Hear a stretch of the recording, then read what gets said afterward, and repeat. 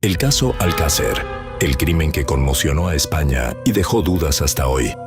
La noche del 13 de noviembre de 1992, 3 adolescentes de Alcácer, en Valencia, salieron de casa para ir a una discoteca de la zona. Se llamaban Míriam, Toñi y Desiree. Nunca volvieron. Las 3 hicieron autostop para llegar hasta Picassent. Era un trayecto corto, pero aquella noche se convirtió en el inicio de uno de los casos más impactantes de la historia reciente de España. Desde el principio, la desaparición tuvo una enorme repercusión. Las familias empezaron a buscarlas de inmediato. La Guardia Civil activó la investigación y el caso pasó rápidamente a ocupar titulares en todo el país. Durante semanas no hubo respuestas claras. No se supo con certeza quién las recogió. No apareció un rastro sólido que permitiera reconstruir el recorrido. Y la angustia fue creciendo a medida que pasaban los días.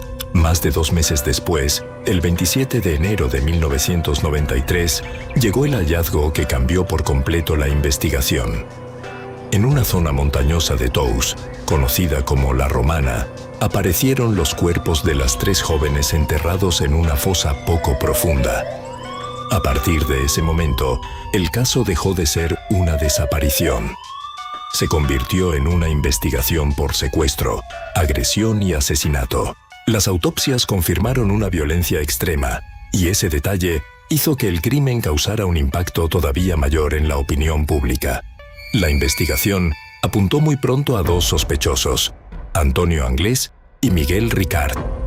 Ambos eran conocidos en el entorno criminal de la zona.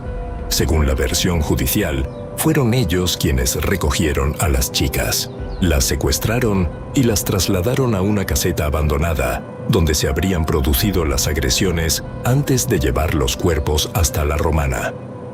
Miguel Ricart fue detenido. Antonio Anglés huyó. Y esa fuga marcó el caso para siempre, porque Anglés se convirtió en el gran prófugo de la investigación. Nunca fue juzgado. Nunca se sentó ante un tribunal. Y su desaparición alimentó desde el principio la sensación de que el caso estaba incompleto. La versión que terminó imponiéndose en los tribunales fue clara. Ricart y Anglés actuaron juntos. Secuestraron a Míriam, Toñi y Desiree. Las retuvieron, las asesinaron y después ocultaron los cuerpos en una fosa. Ricart fue condenado por secuestro, violación y asesinato. Esa es la verdad judicial del caso. Pero el caso Alcácer nunca fue solo una sentencia. También fue un terremoto mediático. La cobertura en televisión fue constante, masiva y muchas veces profundamente sensacionalista.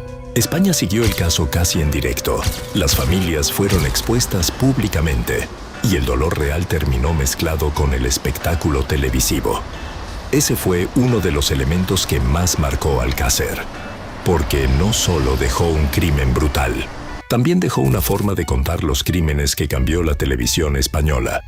Con el tiempo, además, surgieron muchas dudas alrededor de la investigación, dudas sobre los tiempos, sobre la reconstrucción de los hechos, sobre si 2 personas bastaban para ejecutar todo lo que describía la versión oficial.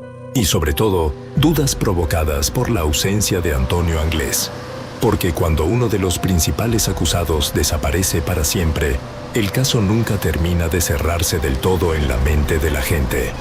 Ahí está una de las claves de Alcácer. Hubo condena, sí, pero también quedó una sensación persistente de que no todas las preguntas habían sido respondidas con la claridad que un crimen así exigía. Décadas después, el nombre de Alcácer sigue provocando una reacción inmediata en España, porque resume varias cosas a la vez: la desaparición de 3 menores, la brutalidad del crimen, la fuga de uno de los principales sospechosos y una enorme desconfianza pública que ha sobrevivido al paso del tiempo. Por eso el caso sigue vivo, no solo por lo que ocurrió, sino por cómo se investigó y cómo se contó. La noche del 13 de noviembre de 1992, Míriam, Toñi y Desiree salieron de casa para pasar una noche normal. Hubo una investigación, hubo un condenado, hubo un fugitivo, y también quedaron dudas. Si te interesan este tipo de historias reales, suscríbete a Relatos de Archivo para no perderte los próximos casos. ¿Crees que toda la verdad del caso Alcácer llegó realmente a saberse?